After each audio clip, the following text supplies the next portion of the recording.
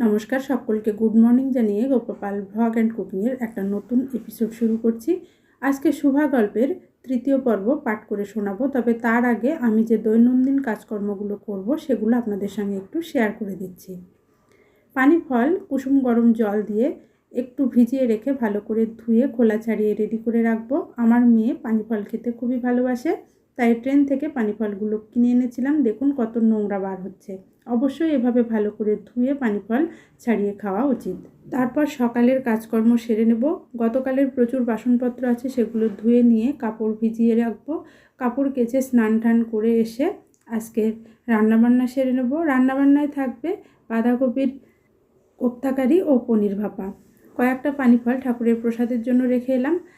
এখন আমি রবীন্দ্রনাথ ঠাকুরের শুভা গল্পের তৃতীয় পর্বটি পাঠ করে শোনাচ্ছি। আপনারা আমার দৈনন্দিন কাজকর্ম ভিডিওর আকারে দেখতে থাকুন আর আমি গল্পটি আপনাদের পাঠ করে শোনাই।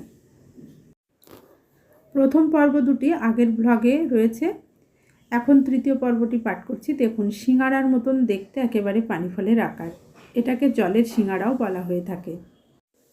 উন্নত শ্রেণীর জীবের মধ্যে শুভার আরও একটি সঙ্গী জুটেছিল, কিন্তু তার সঙ্গে বালিকার ঠিক কিরূপ সম্পর্ক ছিল তার নির্ণয় করা কঠিন, কারণ সে ভাষাহীন জীব। সুতরাং উভয়ের মধ্যে সমভাষা ছিল না। গোসাইদের ছোট ছেলেটি, তার নাম প্রতাপ। লোকটি নিতান্ত অকর্মণ্য। সে যে কাজকর্ম করে সংসারের উন্নতি করতে চেষ্টা করবে, বহু চেষ্টার পর বাপ মা সে আশা ত্যাগ করেছেন। অকর্মণ্য লোকের একটা সুবিধা এই যে আত্মীয় লোকেরা তাদের উপর বিরক্ত হয় বটে, কিন্তু প্রায় তারা নিঃসম্পর্ক লোকেদের প্রিয়পাত্র হয়, কারণ কোনো কার্যে আবদ্ধ না থাকতে তারা সরকারি সম্পত্তি হয়ে দাঁড়ায়। শহরে যেমন একাদ্রা গৃহহীন সরকারি বাগান থাকা আবশ্যক, তেমনি গ্রামে দুই চারটে অকর্মণ্য সরকারি লোক থাকা বিশেষ প্রয়োজন। কাজকর্মে আমোদ অবসরে যেখানে একটা লোক কম পড়ে, সেখানেই তাদেরকে হাতের কাছে পাওয়া যায়। প্রতাপের প্রধান শখ ছিল ছিপ ফেলে মাছ ধরা। এতে অনেকটা সময় সহজে কাটানো যায়। অপরাহ্নে মানে বিকেলবেলায় নদী তীরে একে প্রায় এই কাজে নিযুক্ত থাকতে দেখা যেত।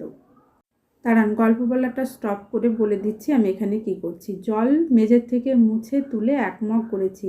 এই যে টুলের উপরে জলের ঢপ উপর দিতাম, সেখানে জলের ঢপ থেকে টুপটুপ করে জল পড়ে অনেকটা জল জমে গেছিলো, সেগুলো মুছে নিলাম। আর পানি ফল ছাড়ানো হয়ে গেছে, সমস্ত ঘর গুছিয়ে মুছে নিচ্ছি। চলুন এবার গল্পটা কন্টিনিউ করি। এবং এই উপলক্ষে শুভার সঙ্গে তার প্রায় সাক্ষাৎ হতো। যে কোনো কাজেই নিযুক্ত থাক, একটা সঙ্গী পেলে প্রতাপ ভালো থাকে। মাছ ধরার সময় বাক্যহীন সঙ্গী সর্বাপেক্ষা শ্রেষ্ঠ। এই জন্য প্রতাপ শুভার মর্যাদা বুঝত। এই জন্য সকলে শুভাকে শুভা বলতো। প্রতাপ আরও একটু অতিরিক্ত আদর সংযোগ করে শুভাকে সু বলে ডাকত। শুভা তেঁতুল তলায় বসে থাকতো এবং প্রতাপ অনতি দূরে মাটিতে ছিপ ফেলে জলের দিকে চেয়ে থাকতো। প্রতাপের একটা করে পান বরাদ্দ ছিল। শুভা তা নিজে সেজে আনত এবং বোধ করি অনেকক্ষণ বসে বসে চেয়ে চেয়ে ইচ্ছা করত প্রতাপের কোনো না কোনো একটা সাহায্য করতে, কোনো একটা কাজে লাগতে, কোনো মতে জানিয়ে দিতে যে এই পৃথিবীতে সেও একজন কম প্রয়োজনীয় লোক নহে। কিন্তু কিছুই করবার ছিল না। তখন সে মনে মনে বিধাতার কাছে অলৌকিক ক্ষমতা প্রার্থনা করত। মন্ত্রবলে সহসা এমন একটা আশ্চর্য কাণ্ড ঘটাতে ইচ্ছা করত, যা দেখে প্রতাপ আশ্চর্য হয়ে যেত। বলতো, তাই তো, আমাদের সুবীর যে এত ক্ষমতা, তা তো জানতাম না। মনে করো, শুভা যদি জলকুমারী হতো, আস্তে আস্তে জল থেকে উঠে একটা সাপের মাথার মণি ঘাটে রেখে যেত। প্রতাপ তার তুচ্ছ মাছ ধরা রেখে সেই মানিক নিয়ে জলে ডুব মারত এবং পাতালে গিয়ে দেখত রূপার অট্টালিকায় সোনার পালঙ্কে কে বসে। আমাদের বাণীকণ্ঠের ঘরের সেই বোবা মেয়ে সু, আমাদের সু সেই মণিদীপ্ত গভীর নিস্তব্ধ পাতালপুরীর একমাত্র রাজকন্যা, তা কি তা কি হতে পারতো না? তা কি এতই অসম্ভব?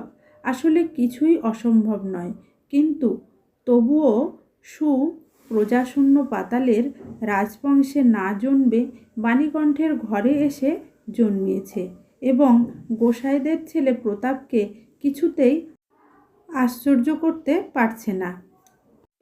আজকে শুভা গল্পের তৃতীয় পর্ব পাঠ করে শোনালাম। এর পরের দিন চতুর্থ পর্ব পাঠ করলেই সমাপ্ত হয়ে যাবে শুভা গল্প। চেষ্টা করব চতুর্থ পর্বটি পাঠ করে শোনাতে। আমার ছাদে জামাকাপড় মেলা হয়ে গেল, আর পাশের ছাদ বাগানে দেখুন পাশের বাড়িতে কত সুন্দর সবজি ফলেছে। এখন নিচে নেমে গিয়ে রান্নাবান্না শুরু করব। আচ্ছা, আমার এই দৈনন্দিন কাজকর্মের সঙ্গে গল্প পাঠ কেমন লাগছে অবশ্যই কমেন্ট করে জানাবেন। কিন্তু ভালো লাগলেও জানাবেন, আর যদি ভালো না লাগে কিভাবে করলে ভালো লাগতে পারে সেটা জানালে বেশ ভালো হয়।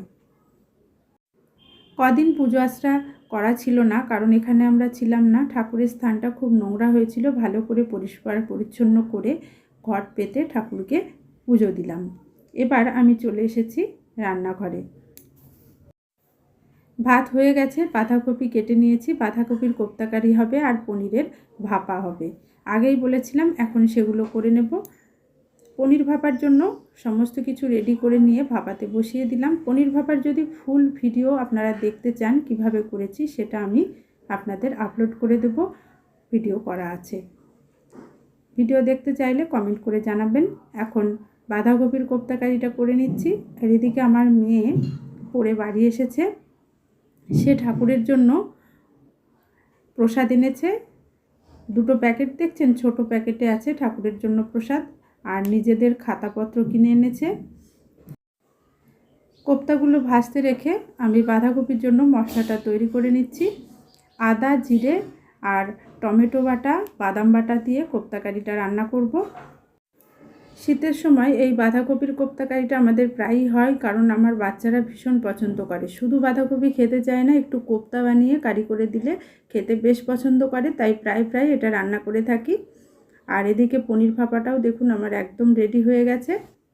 খাওয়া দাওয়া মিটে গেছে। এখন এই যে মোয়া এনেছিল, শীতকালের খাবার মোয়া, ঠাকুরের প্রসাদের জন্য রাখা আছে ছোট প্যাকেট। এখন সন্ধ্যাবেলায় বাচ্চাদের দিলাম। আর বাসনপত্র রান্নার যেগুলো ছিল সেগুলো ধুয়ে নিয়েছি। এখন সন্ধ্যাবেলায় একটু চা করে ওদের দেব। আমরা সন্ধ্যাবেলায় লিকার চা বেশি খাই, তবে শীতের দিনে দুধ চাও হয়, তবে লিকার চা খেতে বেশি ভালোবাসি। আর কুচো নিমকিগুলো কৌটোতে ঢেলে রাখলাম। আমার মেয়ে কুচো নিমকি দিয়ে চা খেতে ভীষণ ভালোবাসে।